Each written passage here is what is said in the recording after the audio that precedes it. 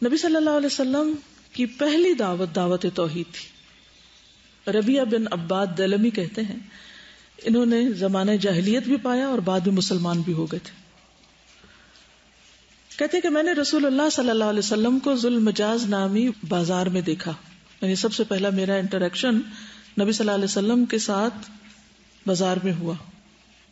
میں نے ان کو لوگوں کے سامنے اسلام کی دعوت دیتے ہوئے دیکھا کہ آپ کہہ رہے تھے اے لوگو لا الہ الا اللہ کہو تاکہ تم کامیاب ہو جائے, اور کچھ بھی نہیں کہہ رہے تھے. یا ایھا الناس قولوا لا الہ الا اللہ تفلحوا, یہ پہلی بات تھی جو آپ کر رہے تھے. وہ گلیوں میں داخل ہوتے جاتے تھے, لوگ ان کے گرد جمع ہوتے جاتے تھے, کوئی ان سے کچھ نہیں کہہ رہا تھا اور وہ خاموش ہوئے بغیر, سوچئے, خاموش ہوئے بغیر اپنی بات دہراتے جا رہے تھے. کیا تھی بات؟ یا ایھا الناس قولوا لا الہ الا اللہ تفلحوا, یا ایھا الناس قولوا لا الہ الا اللہ تفلحوا. اس حدیث سے کتنی باتیں پتہ چلتی ہیں؟ نمبر 1 بتائیے, آپ لوگوں میں گل مل کے رہتے تھے, یا دعوت کے لیے صرف مسجد یا مدرسہ نہیں پکڑا تھا آپ نے, بازار بھی جاتے تھے, آؤٹ ڈور سٹالز لگانے چاہیے, ٹھیک ہے. یعنی انٹریکشن جو ہے لوگوں کا, جہاں بھی لوگ ملے تو سب سے زیادہ لوگ کہاں ملتے ہیں؟ بازاروں میں. جن کو کوئی کام نہیں ہوتا وہ بھی گھومنے پھرنے سیر کرنے چلے جاتے. خیر, اور خصوصاً عربوں کے بازار ہمارے بازاروں سے تھوڑے مختلف تھے. وہاں مستقل بازار نہیں تھے, وہ حج کے موقع پر خصوصی طور پر لوگ وہاں آ کے اپنی منڈیاں لگاتے تھے, یا جیسے اتوار بازار ہوتے ہیں یا اس طرح. تو اب اس لیے ہم خواتین کے لیے تو وہاں جا کر اس طرح کی بات کرنا مشکل ہے. لیکن کیا آج آپ کو کوئی ایک بھی اس سنت پر عمل کرتا نظر آتا ہے؟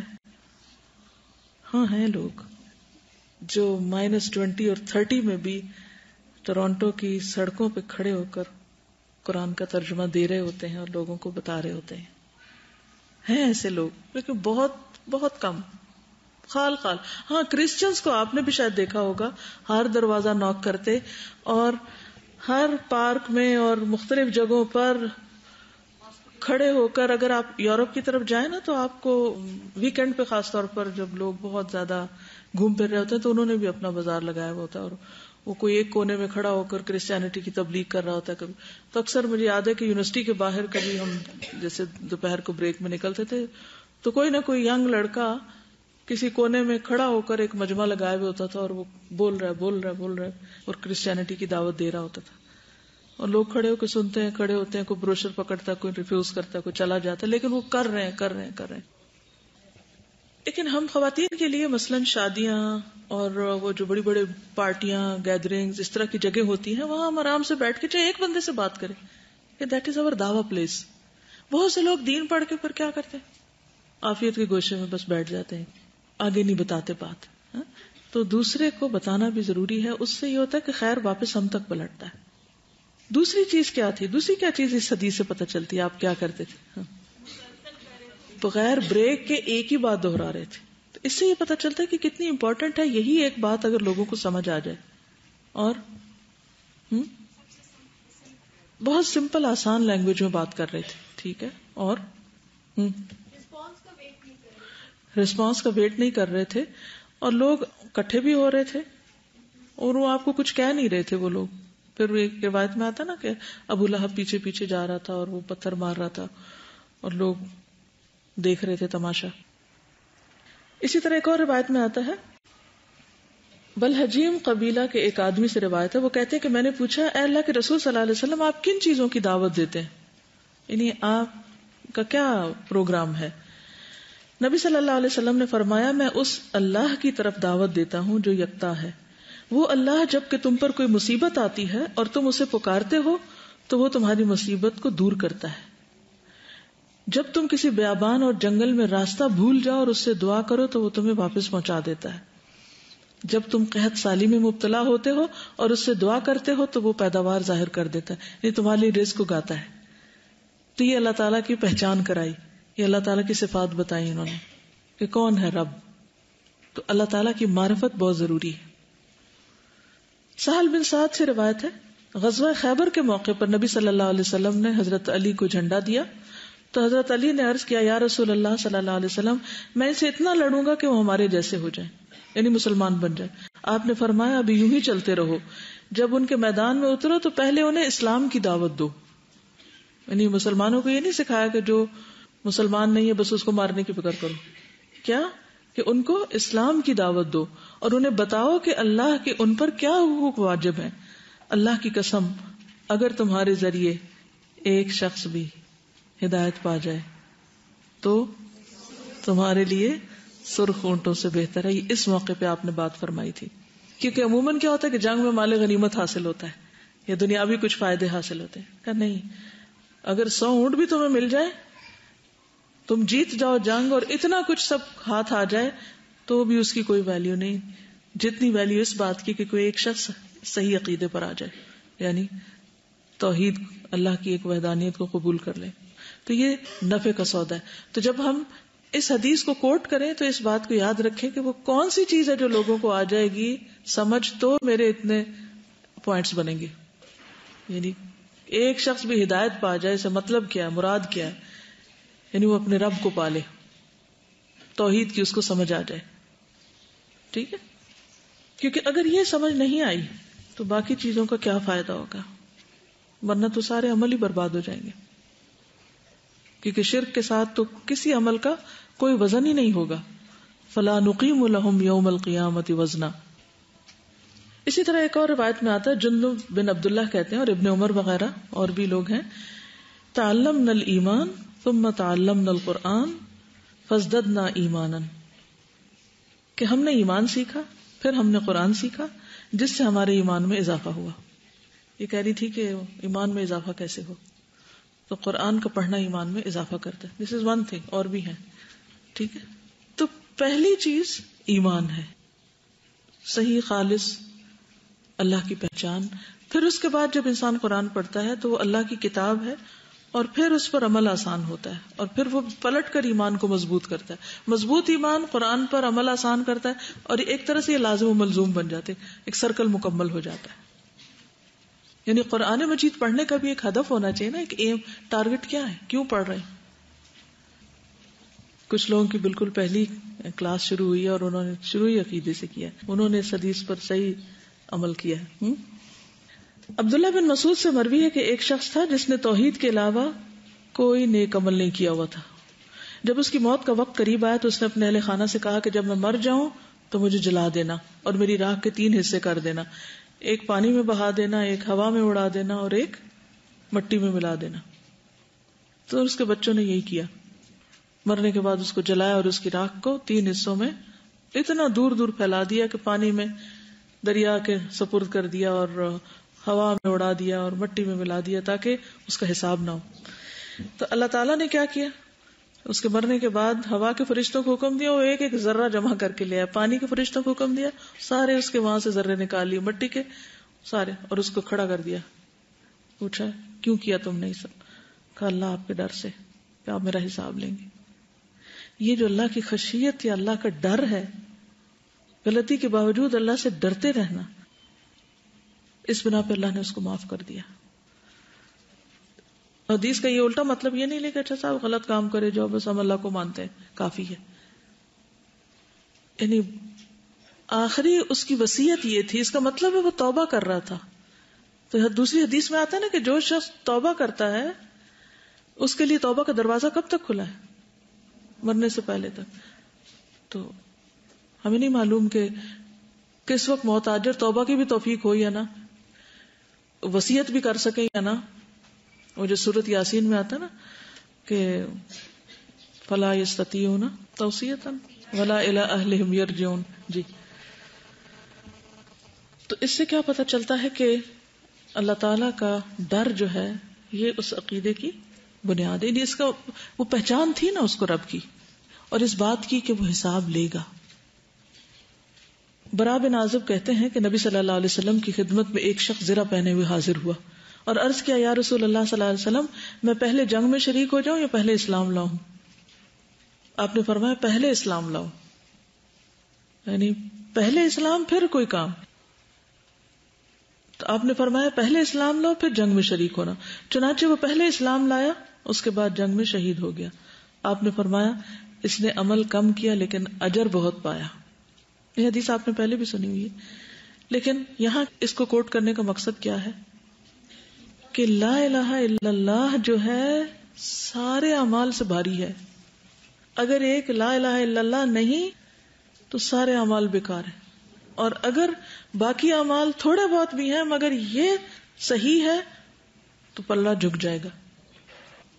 اگر ایمان درست ہو گیا تو عمل بھی درست ہونے لگ جائے گا. پھر یعنی اگر عمل میں کمی بیشی ہو بھی لیکن اگر ایمان درست ہے تو وہ غالب آ جائے گا نا, عمل کی کمی بھی دور کر دے گا.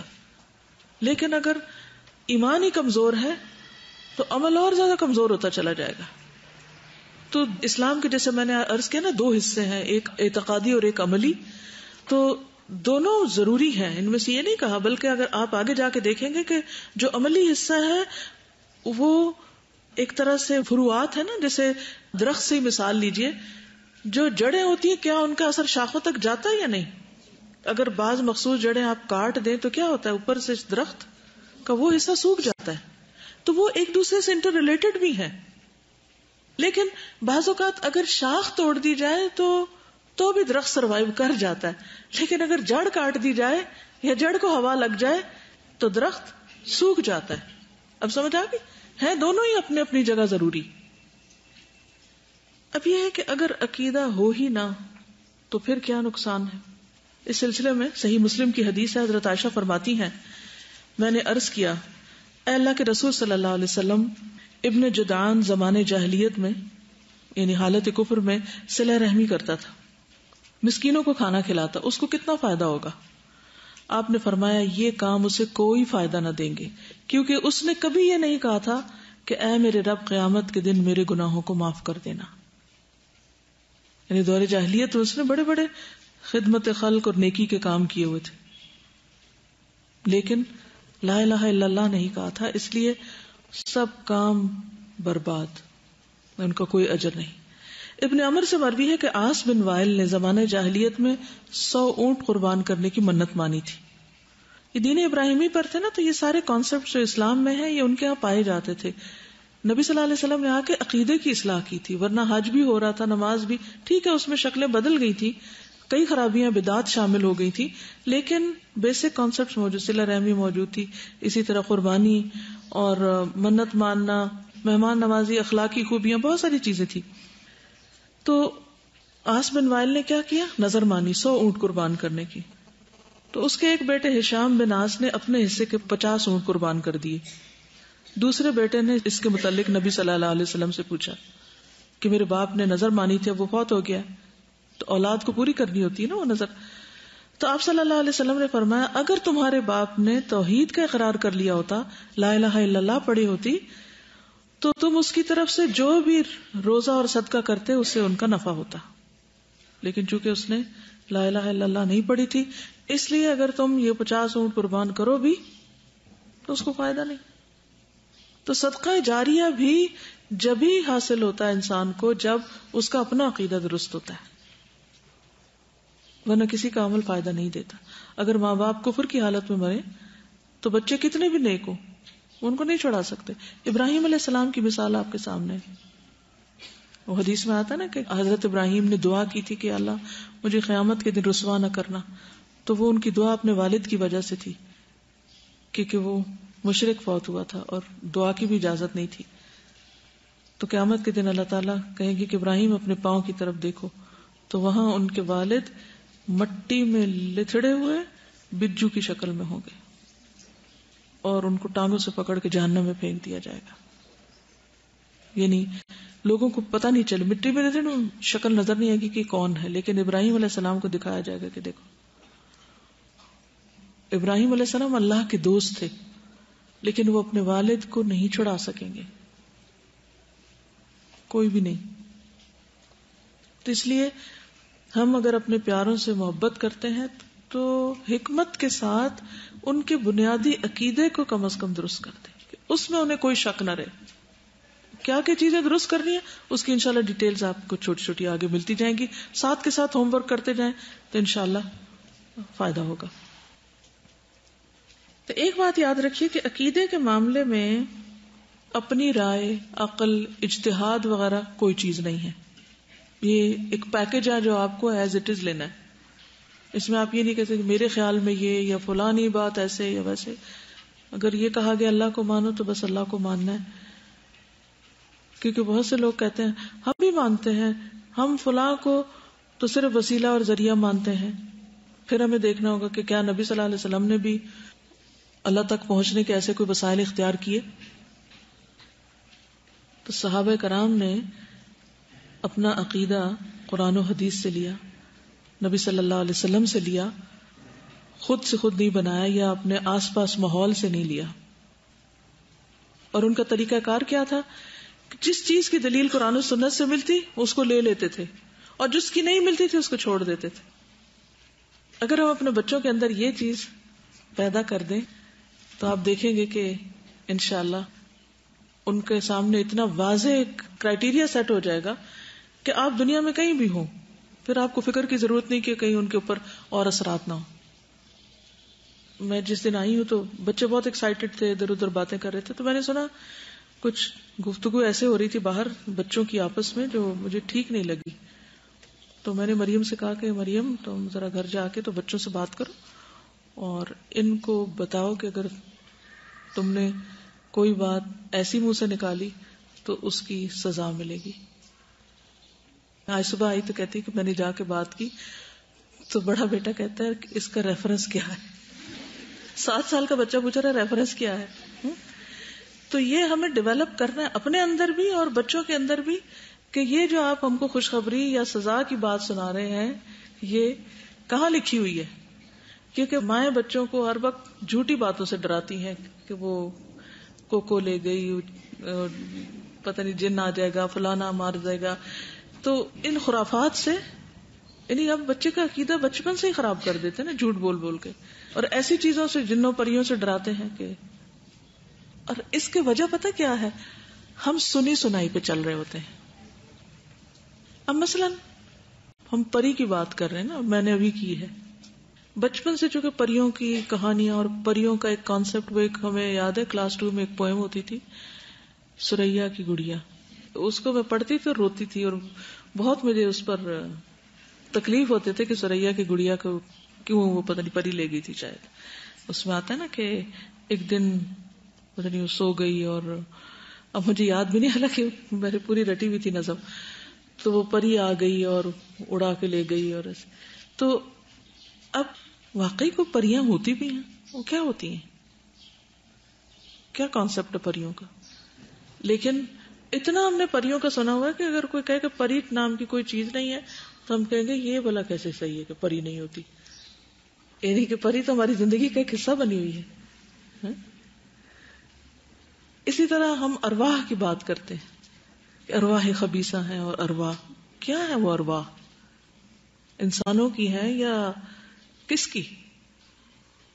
تو بہت سے ہمارے عقیدے میں یا ہماری گفتگو میں یا ہمارے روزمرہ کے جو تصورات ان میں لوکل کلچر کی ایسی چیزیں شامل ہو گئی ہیں کہ جن کو نہ ہم نے کبھی چیلنج کیا، نہ کبھی سوچا، نہ کبھی اس سے کسی سے سوال کیا، اور اگر کر بیٹھے تو وہ کہیں گے تمہارا ہی دماغ درست نہیں جو ایسی بات سوچتے ہو یا دلیل پوچھتے ہو.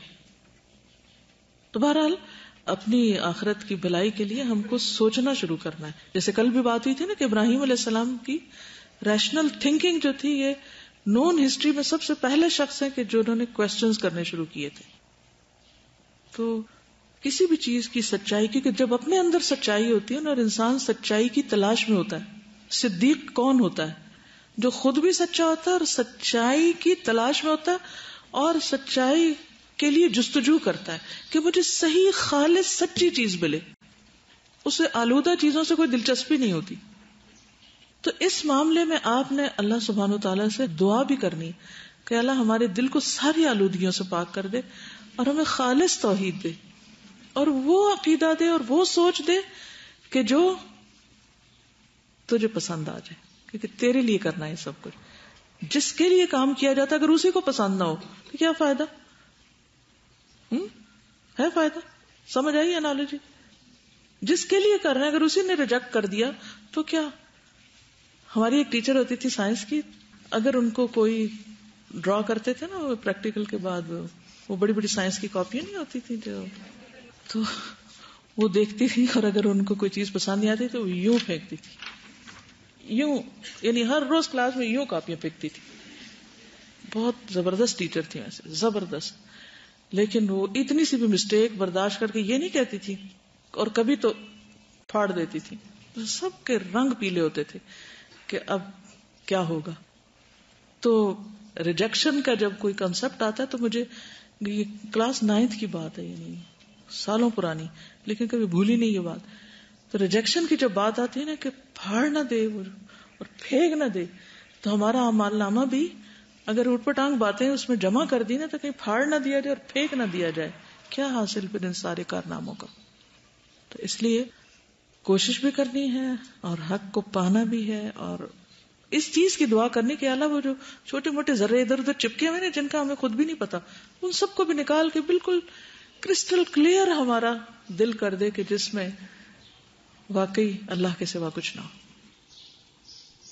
ایک اور چیز یہ ہے کہ جو اتحاد ہے نا مسلمانوں کا، وہ بھی توحید سے ہی آتا ہے. جو مسلمانوں کے اندر بہت زیادہ فرقہ واریت ہے اور بہت اختلافات ہیں، چاہے چھوٹے لیول پہ ہوں چاہے بڑے لیول پر ہوں، اس کی بھی بنیادی وجہ یہی ہے کہ اللہ کے لیے کام نہیں ہوتے یا اللہ کی پہچان نہیں ہوتی، تو پھر ٹالرنس نہیں رہتی. جب انسان اللہ کے لیے کچھ کرتا ہے تو اس کا دل بہت بڑا ہو جاتا ہے، برداشت بہت آ جاتی ہے، کیونکہ اس کو پتا ہوتا ہے کہ ہر تکلیف، ہر ناگوار صورت میں اللہ تعالیٰ جزا دینے والا ہے. وَلِرَبِّكَ فَاصْبِرْ. اور ایک اور بات یہ ہے کہ نبی صلی اللہ علیہ وسلم نے جو کرائیٹیریا ہمیں دیا ہے نجات کا، وہ بھی یہی ہے کہ ہم قرآن و سنت ہی کو، یا جس کو کہتے ہیں نا کہ فرقہ ناجیہ، یعنی وہ فرقہ یا وہ گروپ یا وہ جماعت جو آخر کار نجات پائے گی، اس کے لیے جو معیار بتایا ہے اس کو جاننا اور اس کو پانا بھی ضروری ہے. اور وہ کیا ہے؟ قال رسول اللہ صلی اللہ علیہ وسلم تفترق هذه الأمة على 73 فرقة كلهم في النار إلا واحدة. قالوا وما هي تلك الفرقة؟ قال ما أنا عليه اليوم وأصحابي. رسول اللہ صلی اللہ علیہ وسلم نے فرمایا یہ امت 73 فرقوں میں بٹے گی.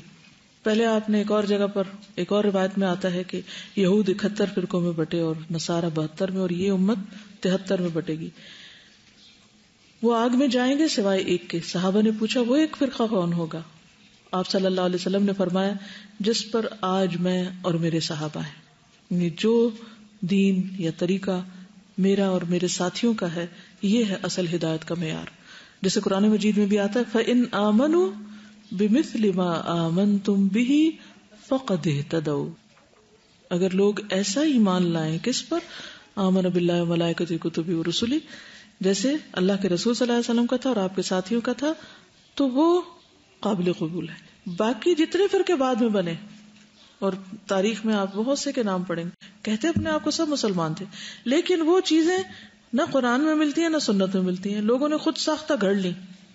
مثلا کون کیا کہتا ہے، انشاءاللہ تھوڑا سا حصہ میں اس کا بھی ڈالوں گی آگے جا کے، اللہ نے اگر توفیق دی، کیونکہ لیٹلی میں نے یہ کتاب پڑھائی ہے العقیدہ واسطیہ کی، تو اس میں اس کی ڈیٹیل موجود ہے کہ کہاں کہاں سے بگاڑ آیا، کون کون سی چیزیں اصل میں داخل ہوئی، دخیل ان کو کہیں، کہاں سے داخل ہوئی، کہاں سے وہ چیزیں بیچ میں گھس گئی جنہوں نے فساد کر دیا.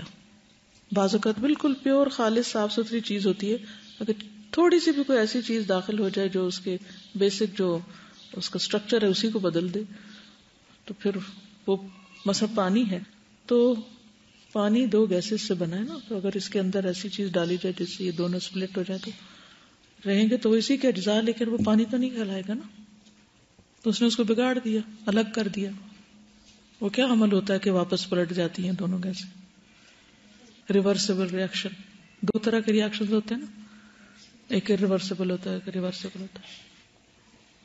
تو کوئی ایسا کام جس سے اصل میں بگاڑ آ جائے تو پھر باقی سب چیزیں بیکار ہو جاتی ہیں. تو اصل میں نہیں بگاڑ آنا چاہیے. ابھی آپ دیکھیں کہ جیسے ہم بظاہر کہتے ہیں کہ دودھ بڑا خالص ہے، اچھا ہے، آپ کو معلوم ہے کہ ہوموجنائز کیسے کرتے ہیں دودھ کو؟ دودھ کو پیک کرنے سے پہلے پروسیس کیا جاتا ہے اس میں دودھ کو بہت ہی ہائی ٹیمپریچر پر گرم کرتے ہیں اور پھر تیزی سے ٹھنڈا کرتے ہیں. اس کا مقصد یہ ہوتا ہے کہ دودھ کے اندر موجود بیکٹیریا ختم ہو جائے، مگر اس طرح وہ انزائمز بھی ختم ہو جاتے ہیں جو دودھ کو ہضم کرنے میں مدد دیتے ہیں. تو اس سے کیا ہوتا ہے کہ وہ کئی دن تک لانگ لائف اس کی ہوتی، پڑا رہتا ہے مارکیٹوں میں، خراب نہیں ہوتا. لیکن اس سے جو بیسک جو نیچر کا جو اسٹرکچر ہے اس کے اندر انٹرفیئرنس ہو گئی، لہٰذا وہ دودھ فائدہ مند ہے یا نقصان دہ ہے؟ اس سے انسانوں کی فطرت میں خرابیاں واقع ہو رہی ہیں. یعنی ایسی جتنی بھی فوڈ ہے. اب جو کینسر ہے وہ کیا ہے؟ بظاہر تو انسان ٹھیک ٹھاک لگتا ہے لیکن اندر کیا بگاڑ ہو چکا ہوتا ہے؟ سیل میں ڈسٹرکشن ہوتی ہے نا، بیسک اسٹرکچر خراب ہوتا ہے نا. تو دین کا بھی بیسک سیل جو ہے اگر اس کے اندر کوئی بھی خرابی آ گئی تو وہ ملٹی پلائی ہو جائے گی اور سب بربادی کا باعث بن جائے گی. تو اس لیے اس معاملے میں بہت محتاط ہونے کی ضرورت ہے. اور پھر یہ ہے کہ اس سے انحراف جو ہے وہ بھی تباہ کن ہے. یعنی نہ صرف کہ اس کے اندر کوئی چیز گڑبڑ نہیں کرنی بلکہ اس سے پھر نہ رہے کہ کوئی بھی دین نہ ہو. کچھ لوگوں نے اب یہ بھی طریقہ اختیار کر لیا نا، ان کے نزدیک دین کی ضرورت ہی کوئی نہیں، تو یہ بھی درست نہیں. ان کا دین کیا بن چکا ہے؟ مادہ پرستی. مادہ پرستی کیا ہوتی ہے؟ مٹیریلزم. جو دیکھتے ہیں اس کو مانیں گے، جو سنتے ہیں یا جو چکھتے ہیں، جو سونگھتے ہیں، یہ مادہ پرستی ہوتی ہے نا، کہ بس وہی چیز ایگزسٹ کرتی ہے جو ہماری ریچ میں ہے، اور جو ہے نہیں وہ کچھ بھی نہیں. تو عقیدے کا تعلق تو پھر ایمان بالغیب سے ہو گیا. تو اب سمجھ آ گئی کہ وحی الہی اس کا سورس ہے. قرآن مجید کے شروع میں ہی بتا دیا گیا کہ یہ کتاب صرف اس کو فائدہ دے گی یؤمنون بالغیب، جن کے اندر غیب پر ایمان ہوگا. اور پھر اس میں سارا بنیادی عقیدہ آ جاتا ہے غیب پر ایمان کا جو حصہ ہے. ٹھیک ہے، تو آج کے لیے کل کے لیسن کو میں نے ریوائز کر دی، تھوڑا سا آپ کو مزید بنیاد پتہ چل جائے. ابھی تک جو لیسن ہو اگر اس پر کوئی کمنٹ کرنا چاہے یا کوئی بات کہنا چاہے موسٹ ویلکم. بسم اللہ الرحمن الرحیم. آج کے لیسن سے جو ایک لفظ میرے دماغ میں جیسے وہ ہوتا ہے نا کہ ایک بینر سے لگ جاتا ہے، وہ ہے اینالائز. مجھے یہ لگ رہا تھا کہ ہم لوگ جب یہ میں نے سنا نا کہ عقیدہ کی کلاس ہوگی تو میں نے کہا کہ عقیدہ کی کلاس کی کیا ضرورت ہے. میرے ذہن میں فوراً یہ رسپانس آیا کہ عقیدہ تو ہمیں پتہ ہی ہے کہ کیا ہے، اب اس کے پر کتاب ہے اور اس پہ کلاس ہوگی. اور مجھے ابھی آج یہ سمجھ آ رہا تھا، آج دوسرا ہی دن ہے کہ واقعی ہم اینالائز نہیں کرنے کی یعنی زحمت ہی نہیں کرتے کسی چیز کو. ہم وہ کپڑے کی طرح سے کپڑے ہم کہتے ہیں کہ بس پڑے ہوئے نا ٹرنک میں تو پڑے ہی ہوں گے، کس حال میں پڑے ہوئے، وہ دیمک تو نہیں لگ گئی، کیڑا تو نہیں لگ گیا، بو تو نہیں پڑ گئی. محنت لگتی ہے نا اس کام میں. اور دوسرا میں یہ سوچ رہی تھی کہ جیسے کل ریڈنگ ہوئی تھی نا، تو میں نے گھر جا کر میں اتنی حیران ہوئی. میں سارے راستے بھی جب واپسی پہ جا رہی تھی میں نے کہا میں تو اوپر اس لیے آئی تھی پڑھنے کے لیے کہ میری غلطیاں نکلیں گی نا. تو مجھے پتہ ہی نہیں تھا کہ مجھے ریڈنگ کرنی آتی ہے. مجھے کیوں نہیں پتا تھا؟ کیونکہ کبھی کی ہی نہیں. کبھی کسی کے سامنے کریں وہ بتائے گا تو پتہ چلے گا. پھر میں نے سوچنا شروع کیا کہ کیوں آتی ہے مجھے، کیا وجوہات ہیں. مطلب اتنا کچھ میں نے اینالائز کیا. میں ساری شام میرے دماغ میں مسلسل میں نے کہا میں نے کبھی اللہ کا شکر ادا کیا تھا ان چیزوں کا جو مجھے آج پتہ چلی صرف ایک کلاس سے، صرف ایک ایکسپیرینس سے. تو اینالائز کرنا یعنی کہ بہت زیادہ ضروری ہے. پھر ایک بات جو مجھے آج فیل ہو رہی تھی کہ شیطان اتنے سال عبادت کرتا رہا اللہ کی، فروعات جن کو کہتے ہیں، لیکن اس کی جڑ نہیں تھی نا. اس کا عقیدہ یہ تھا کہ اگر میں عبادت کر رہا ہوں تو پھر میرا حق ہے کہ میں جو چاہوں تو کروں اور جو چاہوں تو نہ کروں. اگر ایک میں سجدہ نہ بھی کروں تو کچھ نہیں ہوتا. اس کے عقیدے کا ہی بگاڑ تھا نا، اللہ کا ڈر نہیں تھا، اسے اللہ کا ڈر نہیں تھا. تو صرف عبادت کرنا بھی پھر فائدہ نہیں دے گا اگر اللہ کا ڈر ہی نہ ہوا. اسی لیے بہت سے لوگ جو عبادت کرتے ہیں وہ بعض اوقات بدنامی کا باعث بھی بن جاتے ہیں. لوگ کہتے ہیں اتنی عبادت کرتے ہیں لیکن ان کے فلاں چیز ٹھیک نہیں، فلاں ٹھیک نہیں. تو وہ بھی کیوں ٹھیک نہیں ہوتا؟ کیونکہ مقصد درست نہیں ہوتا نا. سبحانک اللہم و بحمدک نشہد ان لا الہ الا انت نستغفرک و نتوب الیک. السلام علیکم و رحمۃ اللہ وبرکاتہ.